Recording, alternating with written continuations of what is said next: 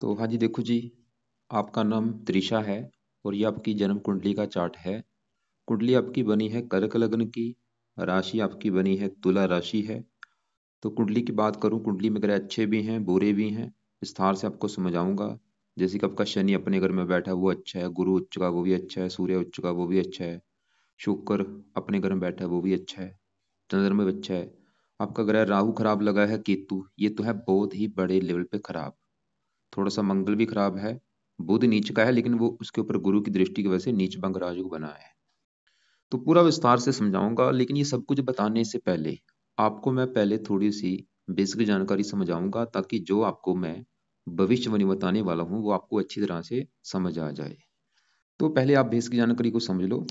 तो बेसिक जानकारी ये है कि जो कुंडली होती है इसमें टोटल 12 ग्रह होते हैं और 12 ग्रहों से कुछ ना कुछ देखा जाता है। और वो 12 घर यहाँ पे मैं लिख देता हूँ। ये है आपका पहला घर, ये दूसरा घर, तीसरा घर, चौथा, पांचवा, छठा घर, ये सातवां, ये है आठवां घर, ये नौवां घर, 10वां, 11वां और ये लास्ट वाला 12वां घर। ये जो 12 घर हैं इन 12 घरों से कुछ ना कुछ देखा जाएगा। जैसे कि पहले घर से देखा जाएगा आपका शरीर कैसा होगा, आपकी हेल्थ कैसी होगी, आपका स्वभाव, आपका रंग रूप, आपकी पर्सनैलिटी, आपका सर मस्तक पहले घर से देखेंगे। दूसरा घर आपके है धन जोड़ने का घर। तीसरा घर छोटे भाई बहनों का है। चौथा घर आपकी माता मकान वाहन का है।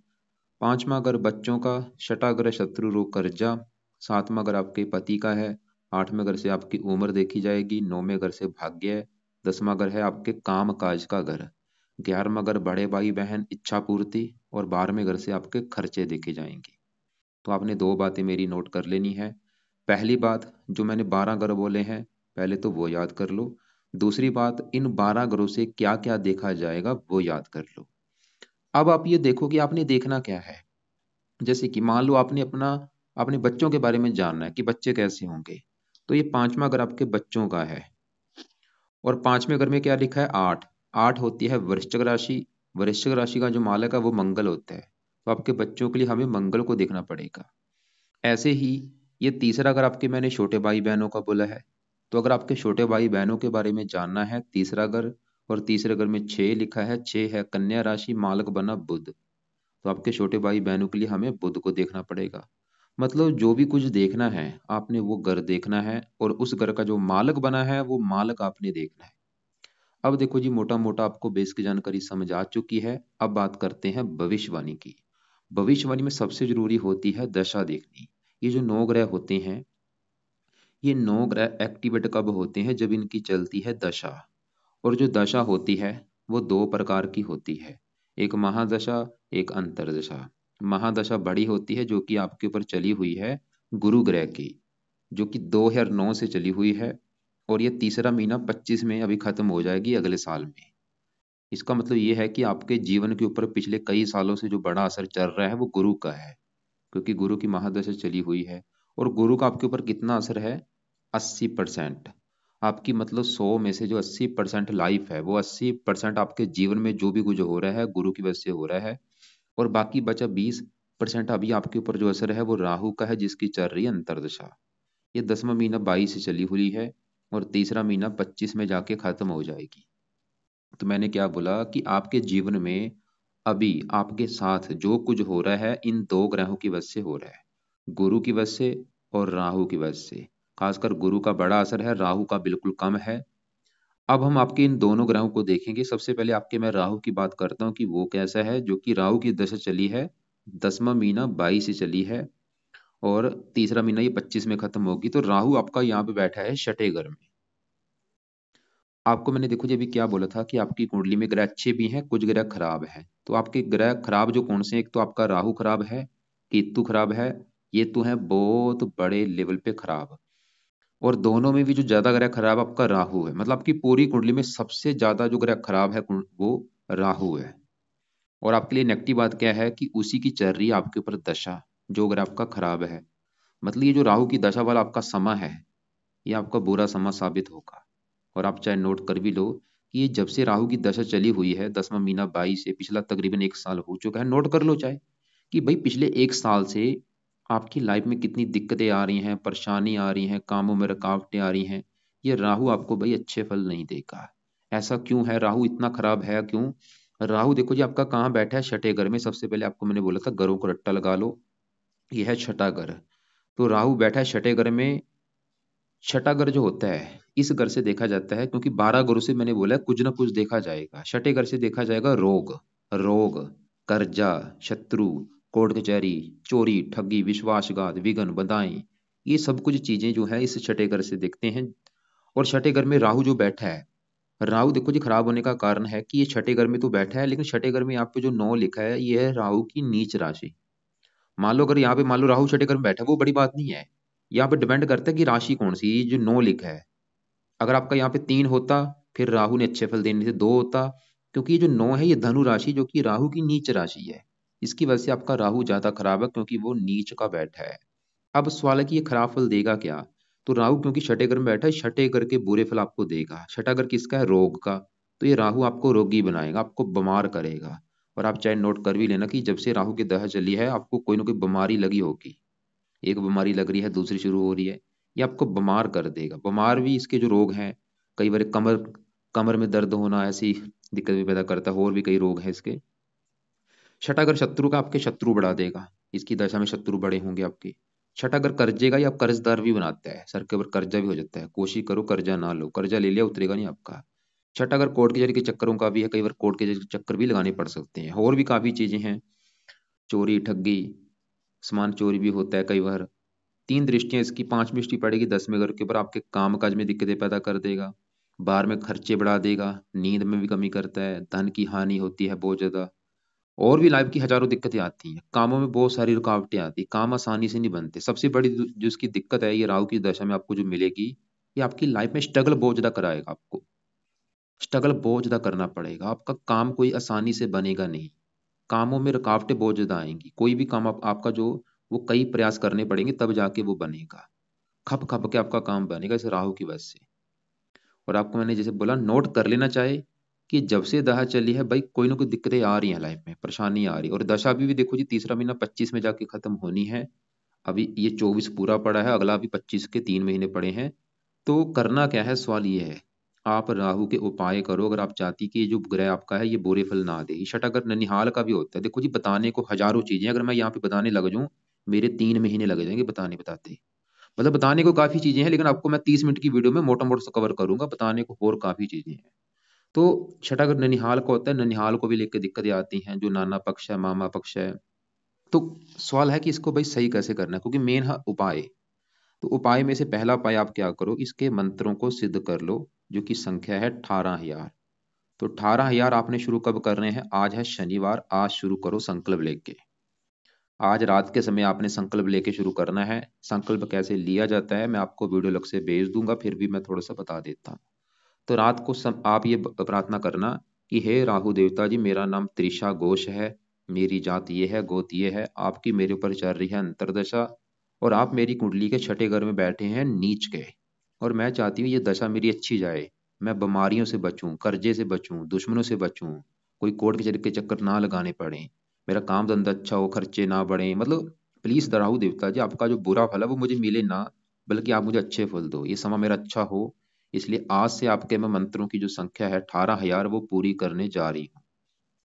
तो इस प्रकार आप संकल्प लेके 18,000 मंत्र पूरे कर लो। बाकी आपकी मर्जी है, आप इसको 4 गुना ज्यादा भी कर सकती हैं, 72,000 भी कर सकती हैं। नहीं तो 18,000 कम से कम तो कर लेना। और मंत्र पूरे करने के बाद क्या करना, छोड़ देना। फिर आपने मंत्र कभी नहीं करने। फिर आपने दूसरे उपाय को करना है, जो कि है राहु कवच का पाठ। और ये पाठ है 2 मिनट का, रोजाना रात के समय पढ़ना है। कम से कम 2-3 पाठ आपने पढ़ने हैं, या इसको सुनना है, या पढ़ लिया करो या सुन लिया करो। तीसरा उपाय, आपने राहु स्रोत का पाठ भी पढ़ना है या सुनना है, इसको भी 1-2 पाठ जरूर पढ़ो या सुनो। यहाँ पे 2 पाठ है, राहु कवच और स्रोत। दोनों पाठ या तो पढ़ लिया करो अगर पढ़ने आते हैं, संस्कृत संस्कृत में ये पाठ है, नहीं तो ऑडियो लगा के सुन लिया करो। ये पाठ कब तक पढ़ने हैं, जब तक ये दशा है तब तक तो जरूर करो। चौथा उपाय इसका दान है, जो कि आप रोजाना करो, वो सतनाजे का दान होता है। वीडियो आपको मैं भेज दूंगा क्या दान है वो देख लेना। और इसके अलावा कंबल का भी आप दान कर सकते हैं, अभी जैसे सर्दियां हैं, हर शनिवार को 1-2 कंबल का दान जरूर किया करो। बाकी सतनाजे का दान भी किया करो जब तक ये दशा है। और इस 4 उपाय के अलावा एक आपको मैं 25 उपाय वाली वीडियो भेजूंगा राहु की, उसको भी आप जाके देख लेना। 25 उपाय में से भी जो आपको उपाय सही लगे वो भी आप जरूर करना, क्योंकि आपके लिए राहु का सही होना बहुत जरूरी है। क्योंकि देखो जी, एक तो आपका सबसे ज्यादा जो ग्रह खराब है राहु है। सबसे नेगेटिव बात क्या है, उसी की आपके ऊपर अभी दशा चल रही है। आपका भी समय अच्छा नहीं है, पैसे मत कहीं फंसाना, लोगों से लड़ाई झगड़े नहीं करने, क्योंकि आपकी थोड़ी सी गलती बड़े लेवल पे आपको नुकसान दे सकती है। अपनी हेल्थ का ख्याल रखो, फालतू में कोई जंक फूड नहीं खाना, पूरा सावधान रहना पड़ेगा इस दशा में। जो समय आपका ये सही समय नहीं है आपका। तो आगे देखो जी, बात करते हैं, क्योंकि आपके ऊपर बड़ी दशा तो गुरु की है। अब गुरु की बात करते हैं कि वो कैसे। तो गुरु आपका है बहुत ही बड़े लेवल पे अच्छा, 100 में से 90% तक आपको अच्छे फल देगा। तो गुरु आपका इतना अच्छा क्यों है, तो गुरु आपका यहाँ पे बैठा है पहले घर में। आपको जो कि मैंने बोला था 12 घरों से कुछ ना कुछ देखा जाता है। ये जो पहला घर है ये सबसे मेन घर होता है। जैसे कि 7वां घर आपके पति का है, 5वां घर बच्चों का, चौथा घर माता, तीसरा घर छोटे भाई बहन। ऐसे जो पहला घर है ये आपका घर है कि आप कैसी होंगी। मतलब जो त्रिशा है वो त्रिशा कैसी होगी, त्रिशा का शरीर कैसा होगा, उसका रंग रूप कैसा होगा, पर्सनैलिटी कैसी होगी, सर मस्तक कैसा होगा, पहले घर को देखना पड़ेगा। और पहले घर में क्या लिखा है, क्योंकि फार्मूला क्या था, घर का मालिक देखना है। जो कुछ देखना वो घर देखो, उस घर का जो मालिक है वो देखना है। तो पहले घर में देखो क्या लिखा है, 4, जो कि है कर्क राशि। मालिक कौन बना, ये चंद्रमा।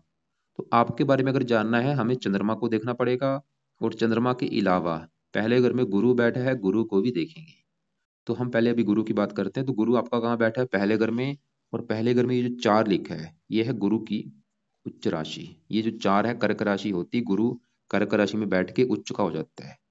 जैसे राहु जो नीच का है, नीच का जो ग्रह होता है वो अच्छा नहीं होता, लेकिन जो ग्रह उच्च का होता है वो बहुत बड़े लेवल पे अच्छा होता है। तो गुरु आपका इसलिए अच्छा है क्योंकि वो उच्च का बैठा है और बैठा भी पहले घर में है। तो क्या अच्छे फल देगा, देखो जी, गुरु बैठा पहले घर में, एक तो पहले घर का अच्छा कर देगा। और गुरु की इस कुंडली में अपने 2 घर है। एक तो गुरु इस घर का मालक है 9वें घर का। 9वें घर से देखा जाता है भाग्य। अगर आपका भाग्य देखना है 9वां घर, और 9वें घर में 12 लिखा है जो कि है मीन राशि, मालक बना गुरु। तो भाग्य गुरु से देखा जाएगा जो कि पहले घर में उच्च का बैठा है। तो गुरु ये दिखा रहा है कि आपको परम भाग्यशाली बनाएगा, क्योंकि भाग्य सर के ऊपर बैठा है। ये गुरु की वजह से आपका जो भाग्य है आपका कदम कदम पर साथ देगा। गुरु 9वां घर धर्म का है, आपको धार्मिक भी बनाएगा, परोपकारी भी बनाएगा, दानी बनाएगा। आपको भगवान पर बहुत ज्यादा विश्वास होगा, आप धार्मिक होंगी बहुत ज्यादा, धार्मिक काम ज्यादा करेंगी, पाठ पूजा ज्यादा करेंगी, गुरु ये दिखा रहा है। और गुरु पहले घर का अच्छा कर देगा, आपकी पर्सनैलिटी अच्छी, सेहत अच्छी, स्वभाव अच्छा, रंग रूप अच्छा, आपको विद्वान बनाएगा, बुद्धिमान बनाएगा, समझदार बनाएगा, चतुर बनाएगा। आपका स्वभाव बहुत अच्छा होगा।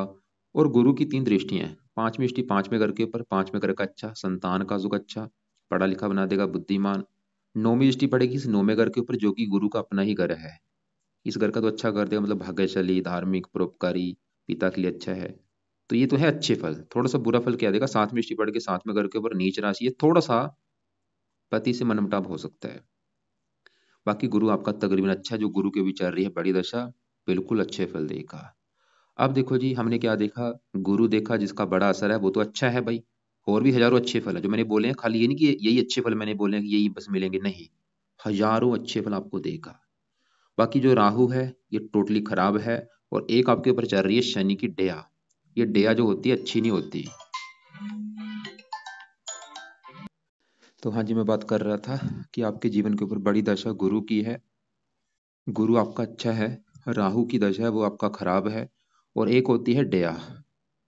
ये चतुर डेया जो चल रही है 2.5 साल की होती है, पिछला 1 साल हो चुका है चली हुई है। ये जो डेया होती है इसमें भी लाइफ में काफी दिक्कतें आती हैं। ये आपके ऊपर 1 साल हो चुका है चली हुई है, अभी भी 1.5 साल की पड़ी है। तो डेया के लिए क्या करो, आप हर शनिवार को शनि मंदिर में माथा टेक के आया करो। इसकी वजह से डेया का भी बुरा फल आपको नहीं मिलेगा। अब देखो जी, आपके मैं दूसरे ग्रहों को भी कवर करता हूँ। आपके जैसे मैंने बोला कि ग्रह आपके काफी अच्छे भी हैं, कुछ ग्रह खराब भी हैं।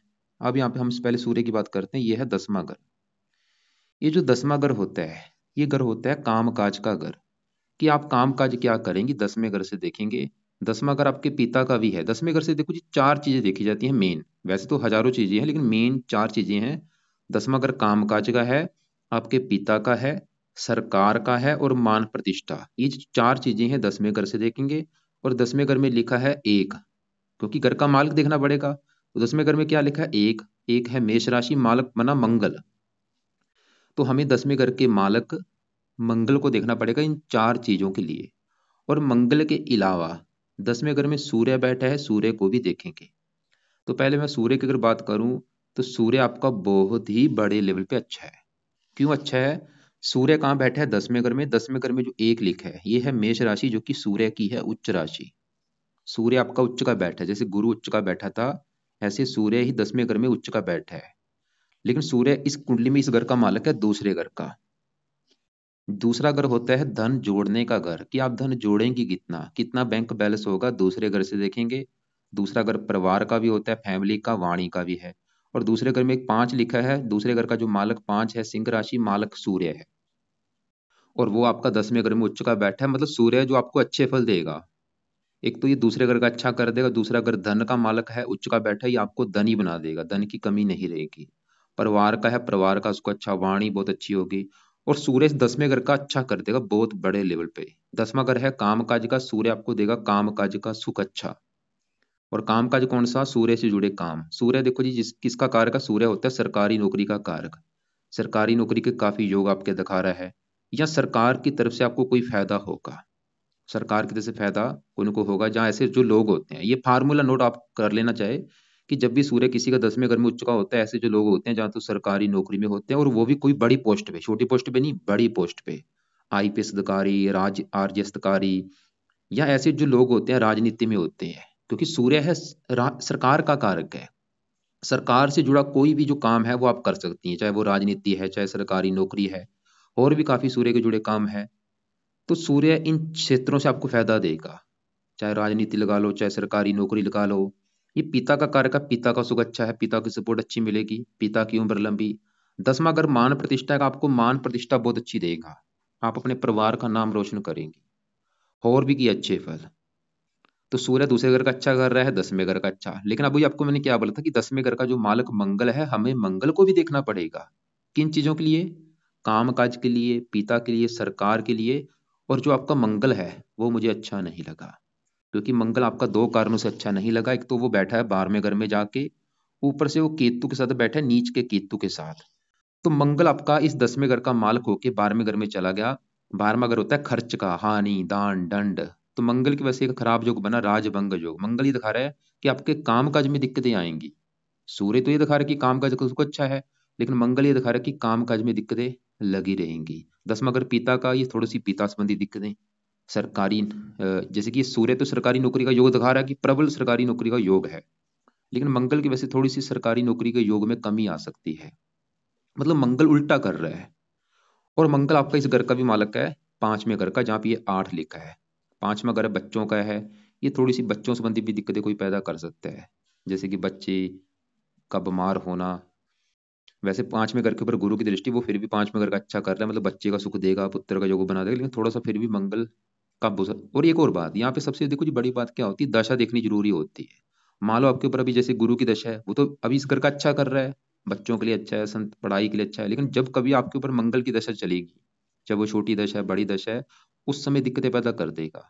उस समय पढ़ाई में दिक्कतें आएंगी, बुद्धि को भ्रमित कर देगा, काम काज में बहुत सारी दिक्कतें, खर्चे बढ़ जाएंगे। और ये कुंडली मंगलिक भी बना के बैठा है। आपका एक सवाल भी था कि पति का सुख कब मिलेगा। ये जो 7वां घर होता है, ये घर होता है पति का घर। अगर आपके पति का सुख देखना है, 7वां घर, और 7वें घर का मालक देखना पड़ेगा, तो 7वें घर में क्या लिखा है? 10, जो कि मकर राशि, मालक बना शनि। तो आपके पति के लिए हमें शनि को देखना पड़ेगा। और शनि के अलावा 7वें घर के ऊपर है गुरु की दृष्टि, गुरु को भी देखेंगे, शुक्र विवाह का कारक है उसको भी, और मंगल भी।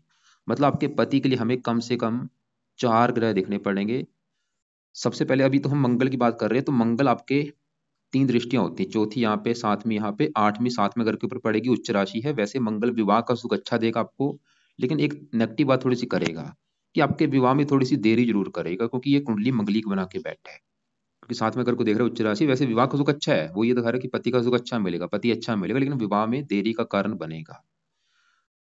अब देखो जी, हमने सूर्य को देखा, वो तो अच्छा है, लेकिन मंगल आपका खराब है। वो क्या खराब फल देगा? 10वें घर की हानि कर रहा है, 5वें घर की, और थोड़ा सा कुंडली मंगलिक है, विवाह में देरी का कारण बना है।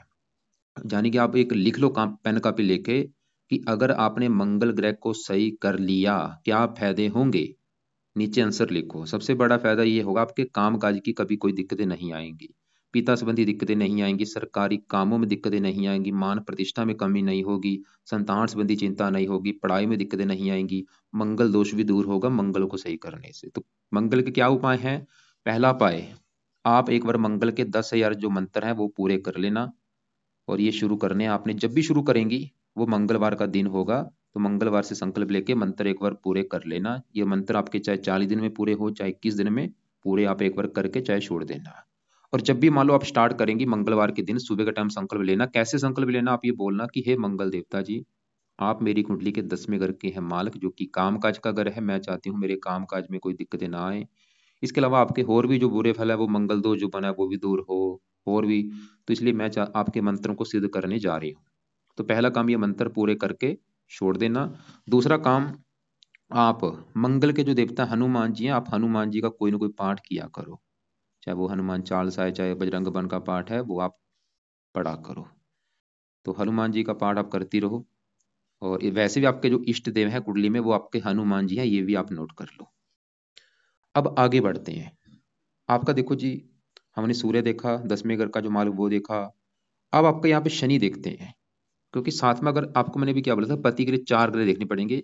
सातवां घर है पति का, 7वें घर में 10 लिखा है, मकर राशि है, मालिक बना शनि। हम शनि की अगर बात करें वो कहाँ बैठा है? वो इसी घर में बैठा है। देखो, इस घर का जो मालिक शनि है वो इसी घर में बैठा है।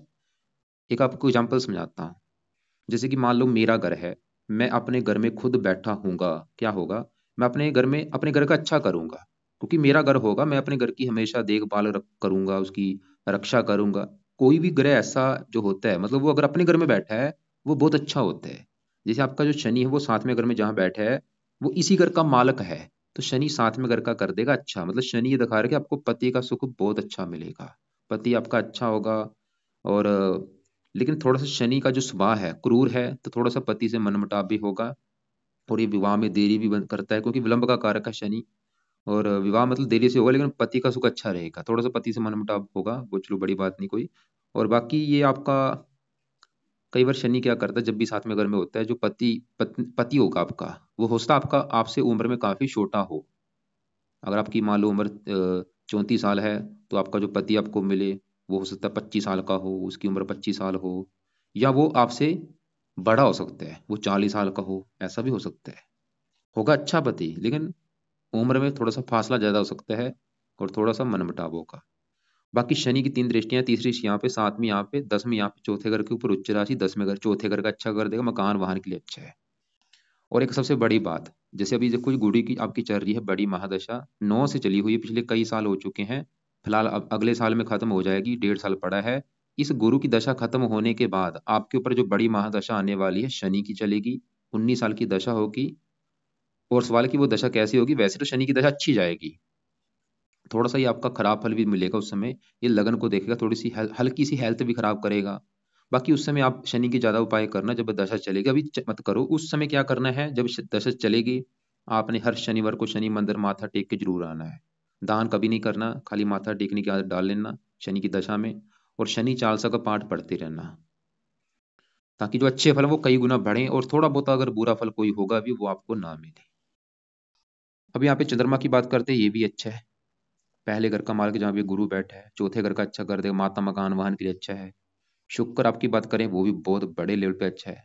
शुक्र आपका यहाँ पे बैठा है 11वें घर में, ये जो 2 लिखा है ये भी शुक्र का अपने घर में बैठा है। देखो जी, ऐसी कुंडली बहुत कम होती है जिनके अपने ग्रह, इतने ग्रह अपने घर में बैठे हों।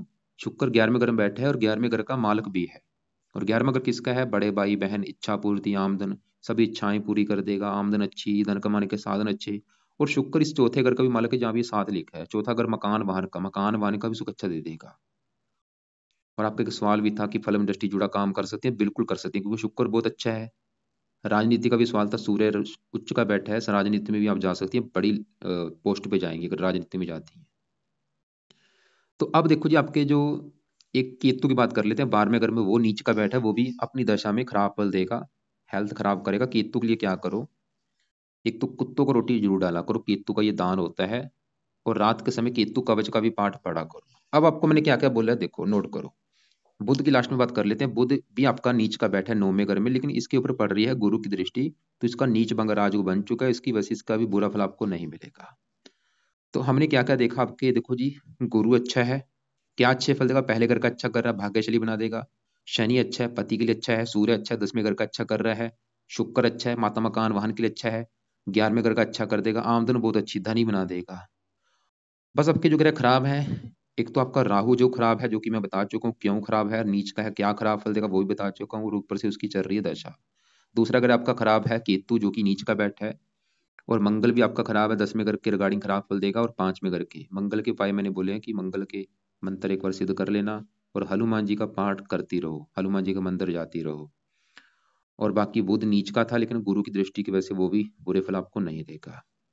बाकी कुंडली का निचोड़ निकालूं, पति का सुख अच्छा मिलेगा, माता मकान वाहन का सुख अच्छा है, काम काज का सुख अच्छा है, धन के रिगार्डिंग बहुत अच्छी है कुंडली, आपको धनी बना देगा, धन की कमी नहीं रहेगी, शरीर का सुख अच्छा है। बाकी फिर भी राहु केतु ये खराब है, इनके उपाय आप किया करो। और रतन की बात की जाए, आपने जैसे मुझे बोला था कि आपने मोती धारण कर रखा है, रतन देखो जी होता है, जो धारण होता है पावर को बढ़ाता है। आप बिल्कुल मोती कर सकती हैं, लेकिन वो आपका जो अगर वेट है 50 किलो के आसपास, तो आपको 5.25 रत्ती का या 6.25 रत्ती का मोती धारण करना चाहिए। लेकिन शायद आपने कर रखा है 11-12 रत्ती का, ऐसे ये तो बिल्कुल नुकसान देगा आपको। उसको तुरंत उतार के रखो। मोती रतन धारण जरूर कर लेना, लेकिन 5.25 रत्ती का लेके, और उसको चांदी में जड़वा के लेफ्ट हैंड की इस छोटी उंगली में धारण कर लेना। खाली मोती धारण कर लो। इसके अलावा आप गुरु का भी पुखराज कर सकते, लेकिन वो अभी रहने दो, चाहे मोती ही कर लो खाली।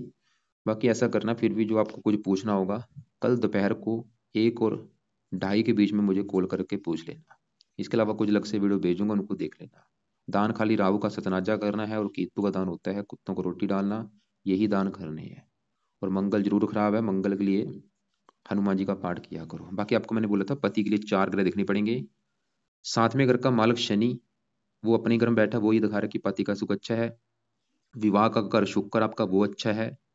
गुरु 7वें घर को देख रहा है, नीच राशि, थोड़ा सा गुरु 7वें घर का खराब करेगा, मतलब विवाह में देरी हो सकती है थोड़ी सी। और मंगल भी कुंडली मंगली बना के बैठा है, लेकिन मंगल भी 7वें घर का अच्छा कर रहा है। पति का सुख अच्छा देगा, लेकिन विवाह में देरी कर देगा। मतलब अगर विवाह का निचोड़ निकालो कि विवाह के रिगार्डिंग कुंडली कैसी है, बहुत अच्छी है, पति का सुख बिल्कुल अच्छा मिलेगा आपको। थोड़ा पता विवाह में देरी होगी, और थोड़ा सा पति से मनमुटाव जरूर होगा। बाकी विवाह होने के बाद भी आपकी किस्मत चमकेगी।